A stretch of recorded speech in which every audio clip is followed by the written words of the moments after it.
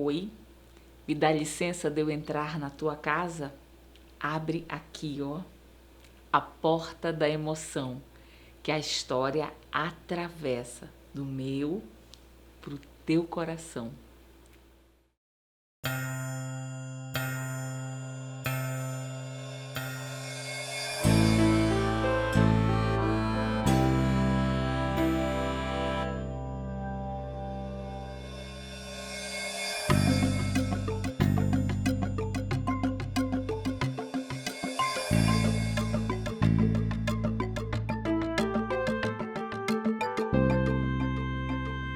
História de hoje, um sino soando.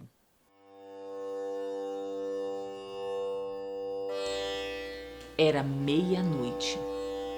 Às proximidades de um pequeno povoado da Índia, um ladrão fugia em direção à floresta. Chegando lá, ele encontrou uma clareira, sentou e abriu um saco que ele trazia cheio de coisas roubadas e começou a examinar. Eram pedras preciosas, joias, moedas e até um sino de bronze que ele havia roubado de um templo. Estava tão distraído examinando seus lucros que ele nem percebeu que por trás dele se aproximava um imenso tigre que pulou nas suas costas. O homem, desesperado, tentava fugir e ele só conseguiu porque ele usava um casaco de couro bem grosso, que as unhas do tigre ficaram fincadas, mas foi por pouco tempo, mas foi suficiente para ele conseguir fugir. Logo depois, o tigre também se desvencilhou do casaco e foi embora.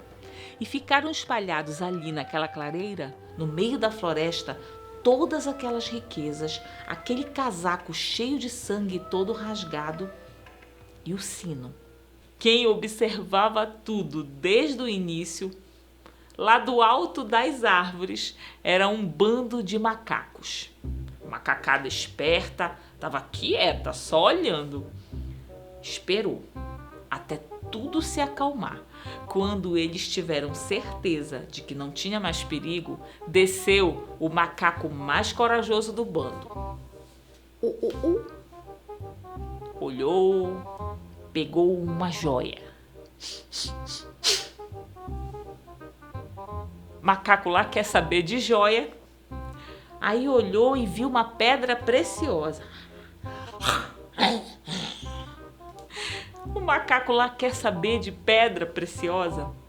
Aí olhou e viu o sino. Pegou e chacoalhou. O macaco gostou daquilo. A macacada desceu toda das árvores e eles fizeram uma verdadeira festa de badaladas. Eles estavam achando aquilo a coisa mais divertida do mundo. Os macacos ficavam passando o sino de um para o outro a madrugada inteira. Lá na cidade vizinha, o barulho do sino acordou as pessoas e elas foram para o meio da rua para tentar entender o que estava acontecendo. Ninguém sabia. Foram até o rei e ele também não fazia a menor ideia.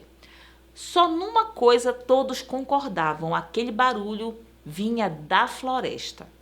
Quando o dia amanheceu, o rei mandou uma comitiva averiguar. Chefiados pelo principal conselheiro, eles entraram na floresta seguindo aquele som de sino, que continuava a tocar o dia todo. Só que, quando as pessoas começaram a se aproximar do lugar, os macacos pararam de tocar. Subiram nas árvores, penduraram o sino assim numa fenda entre os galhos, de tal forma que se fez silêncio.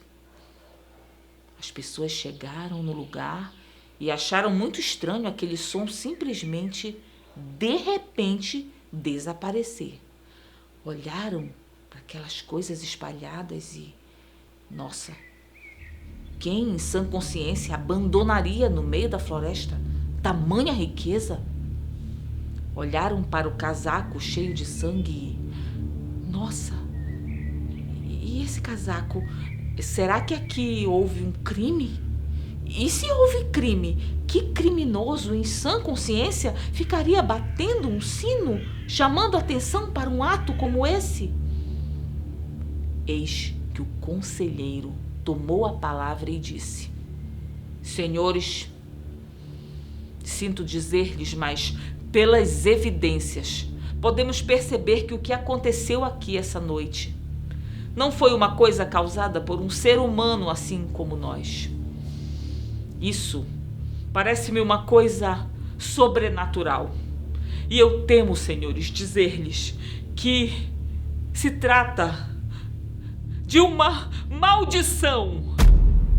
A palavra maldição ecoava entre as pessoas e todas saíram correndo desesperadas. Todas menos uma.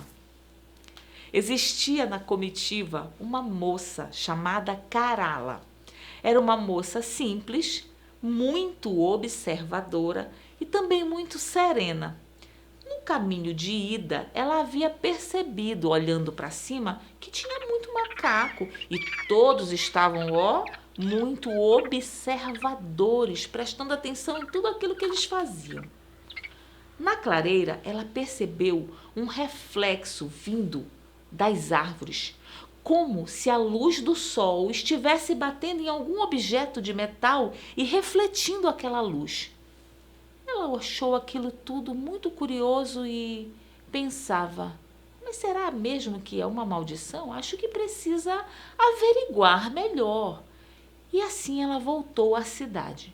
Chegando lá, todos estavam num desespero, em polvorosa. Estavam fugindo, abandonando as suas casas, indo embora com medo da maldição. Carala tentava falar para as pessoas, tentando convencê-los que eles deviam esperar um pouco mais para ver o que realmente estava acontecendo, mas eles não conseguiam nem ouvir. Carala então foi até o rei e disse: Senhor rei, por favor, me ouça. Creio que pode ser que não seja uma maldição o que estamos sofrendo. Precisamos averiguar.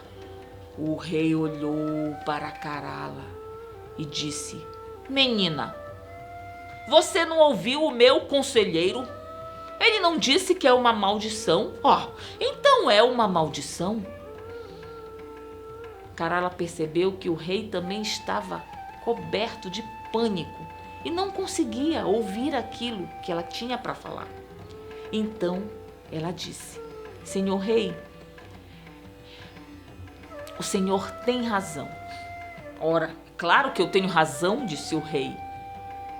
Mas mesmo assim, senhor rei, eu creio que tenho um plano que posso terminar com a maldição. Veja, preciso que o senhor me dê um pouco de dinheiro para que eu compre frutas, muitas frutas. Com essas frutas farei um ritual no meio da cidade pedindo as bênçãos dos deuses da Índia. E com essas frutas abençoadas eu irei até a floresta e enfrentarei a maldição. O rei achou aquela ideia um tanto absurda, mas ao mesmo tempo ele percebia que aquela moça tinha boas intenções. E afinal, ela estava pedindo tão pouco. Ele deu dinheiro para que ela comprasse as frutas e ainda pediu que um funcionário do palácio a acompanhasse para ajudar no tal ritual. Pouco tempo depois, Carala estava na feira comprando muitas frutas. E um pouquinho depois estava no centro da praça fazendo um ritual, pedindo as bênçãos. Enquanto ela fazia isso, as pessoas na cidade paravam um pouco a sua fuga frenética para olhar e perguntar: o que ela está fazendo, hein? O funcionário do palácio ia explicando. As pessoas olhavam e algumas diziam: ela é doida, é? Mas mesmo assim, não se podia negar que uma pontinha de esperança estava sendo plantada dentro do coração das pessoas. Quando Carala terminou o ritual, era grande a quantidade de pessoas em volta dela, rezando por ela, agradecendo pela sua coragem e torcendo para que ela tivesse sucesso na sua empreitada.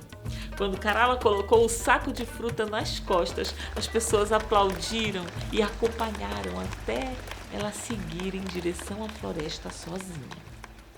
No caminho, Carala se perguntou: E se for uma maldição mesmo, hein? Será que eu realmente estou louca? Mas depois ela lembrou, disse, não, eu vi os macacos, eu vi aquele reflexo de luz nas árvores. Tranquilizou-se e sabia que não tinha nada a temer.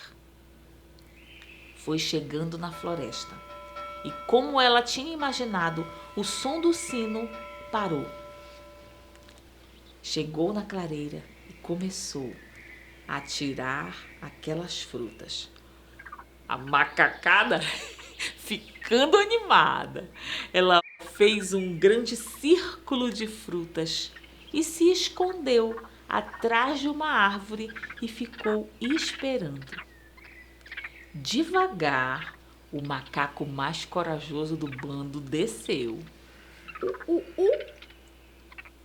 E quando a macacada percebeu que ele estava em segurança e que aquilo ali era um banquete de frutas, desceram todos e, para a sorte de Carala, um dos macacos trouxe o sino. E como tinha tanta comida para comer, os macacos até esqueceram o sino assim num canto. Carala aproveitou. Se esgueirou pela relva o mais silenciosamente que pôde, esperou o momento certo e pegou. Abafou o som do sino e saiu correndo de volta à cidade. Quando as pessoas viram Carala voltar, viva, a felicidade foi grande e maior ainda quando ela mostrou o sino. Vitoriosa. As pessoas aplaudiam, carregavam Carala no colo, beijavam os seus pés e assim foram num cortejo até a porta do palácio do rei. Chegando lá, Carala tentou contar a eles aquilo que realmente havia acontecido, mas as pessoas não ouviam. Cada vez que ela tentava falar, eles repetiam: a maldição, você, Carala, venceu a maldição. O medo era tanto que havia criado neles uma imagem, que era como se fosse uma prisão que nem existia. Mas como eles acreditavam, aquilo ganhava força de tal forma que por pouco não destrói aquela cidade. Carala observou os seus conterrâneos com amor e ela percebeu que podia e devia esperar um pouquinho mais até que eles estivessem prontos para, enfim, querer ouvir a verdade.